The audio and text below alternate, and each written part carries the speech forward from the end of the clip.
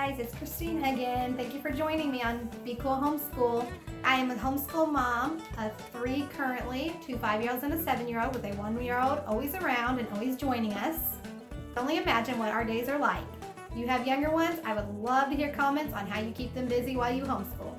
So leave me a comment below and let me know. It would be greatly appreciated. Thank you for joining me today. There is a collaboration right now going on for a show and tell for homeschool moms right now through Abby on Rooted and Rest and the Waldock Way.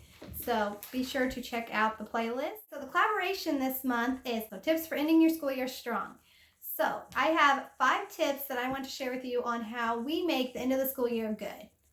Okay, or the best that it can be, let's say. Okay, so my first tip number 1 is there anything that you can get by without doing? You do not have to do the entire curriculum.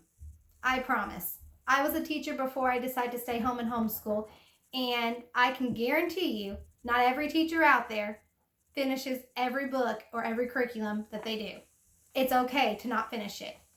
Look over your curriculum. What needs to be finished before the end of the school year? What is something your child is struggling with? Is there something that you can double up on?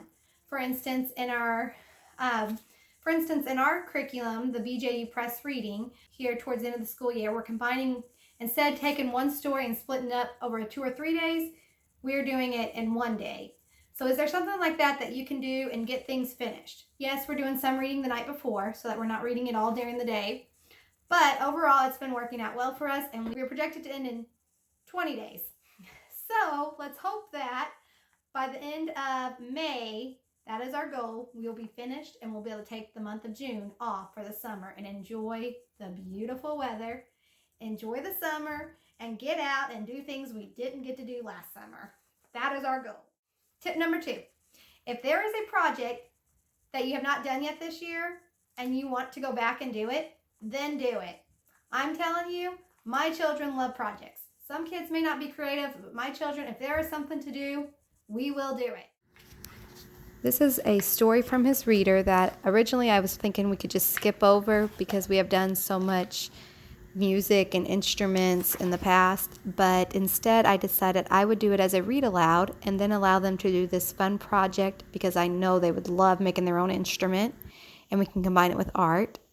And then he also has this cool little instrument. I'm not sure if it's exactly the same thing, but it looks a lot like it. And so I thought it would be fun for us to practice some of the songs on it and learn how to actually play this instrument as well to go with that story. Tip number 3, get outdoors. Play outside. Enjoy nature. Let your children enjoy nature. Let them learn to get along. Let them have physical education time. Go out there. Take hikes in the woods. See what kind of trees you can find. Go fishing. For example, in Masterbooks recently, it actually told us to enjoy some time fishing with our friends and family whenever we could. That was the perfect incentive for my kids to finish their work and to get it done quickly so that they could go outside and go fishing with their friends. Sometimes during this time of the year, that's all it takes is bribing your children or giving them an incentive to get outdoors, to enjoy nature, to see what all God created. Go on a hike, take a nature walk, go see some trails in your area, go fishing, go on a scavenger hunt, whatever it may be. Get outdoors and enjoy the beautiful weather before it gets too hot or before it rains again, and just give them that fresh air. Fresh air always does my kids well, and it always gives me a fresh perspective as well. We try to get out at least 20 minutes a day, no matter how cold or how hot it is. But on days like now that we have now this spring, we try to stay outside as much as possible and just enjoy time together and enjoy the weather and enjoy fishing and just enjoying time in God's great creation. Right now, it's beautiful weather. It's going to end up getting hotter in some areas. Some areas you might have beautiful weather like this all summer long, but our area it's going to get hotter. And so we're enjoying it while we can. Go outside, enjoy nature, go fishing, go on hikes, go on some scavenger hunts, whatever it is that you can find to do. Go play on new parks. Speaking of parks, my children have a YouTube channel called Creative Kingdom Kids. Check them out, and they are going to be going around this summer visiting all kinds of different parks in the area and rating them and showing off the different activities that they can do at them. So not just in our area, but all over. So we're going to just visit different playgrounds, take day trips, take weekend trips, whatever we can do, and go visit playgrounds. So check out their YouTube channel, and they will show you some of the different playgrounds that they are visiting. Also, they will show you some of the other crazy, creative activities that they come up with and that we do. Tip number 4. Are there any holidays coming up that you can celebrate? We just took almost an entire day learning about Earth Day. We watched YouTube videos. We did a Scholastic magazine on Earth Day. We went out and planted flowers. We went on a scavenger hunt. We learned about flowers. We danced like a flower. We just enjoyed Earth Day. We went out and picked up trash. So what is a holiday that's coming up that you can celebrate? I have this really cool calendar that I'll show you, and if I can find it, I'll put the link in it, that has all kinds of different holidays. So be sure to check out that calendar, and maybe there's a holiday you'll want to celebrate as well. This is the calendar I was telling you about. You can tell that in May it's National Hamburger Month, so be sure to eat some hamburgers. But then they also have on every day of the month different special holidays that you can celebrate with your children. So as you can see, there's all kinds of different fun ones. Some of the ones that we have done is Strawberry Pickin' Day, National Nutty Fudge Day, looks like one we might enjoy doing. The Stars and Stripes might be one that we might end up doing as well. We also plan to do Space Week this week. So we'll do it the entire week instead of just one day, and end with some type of fun space activity that weekend.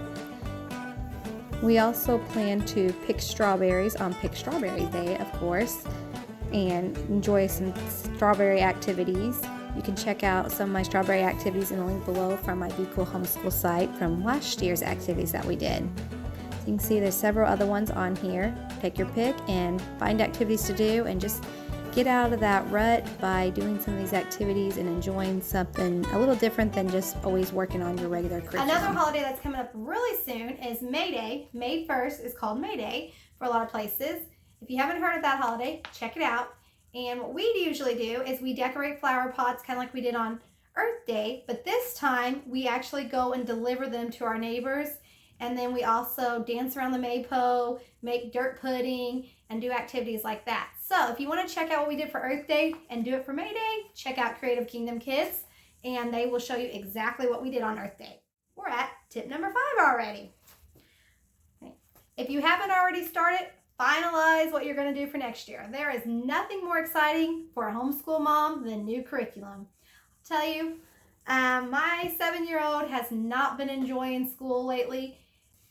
I was really struggling as a homeschool mom so much that I started feeling really like maybe the best option is to put him back in school. I started praying about it. I prayed about what curriculum and what needed to be changed. It seemed like God spoke to me by different curriculums that he would put in my path. And so I started researching, looking on YouTube for different videos on different curriculums, and I came across one called Heart of Dakota, and I'm super excited about it. It's a lot like how I already planned, but it's all set up for me, and it'll get in Bible, history, geography, science, poetry. And so we plan on doing that for our morning time, and we got the one that will work for my 5-year-olds and my 7-year-old so that we can do all that stuff together. And then we were gifted a all about reading curriculum level 1 for our kindergartners. So I was super excited when I started prepping for that and getting it ready for the new school year. I realized that that's what my 7-year-old needed. It was like God put it right there in front of me and said, use this for him. He will learn to read with this. Let's hope that's what it works.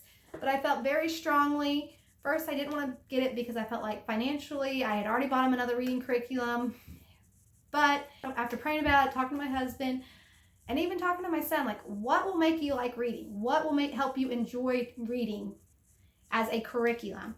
And he said he wanted a curriculum like what we were given for his sister.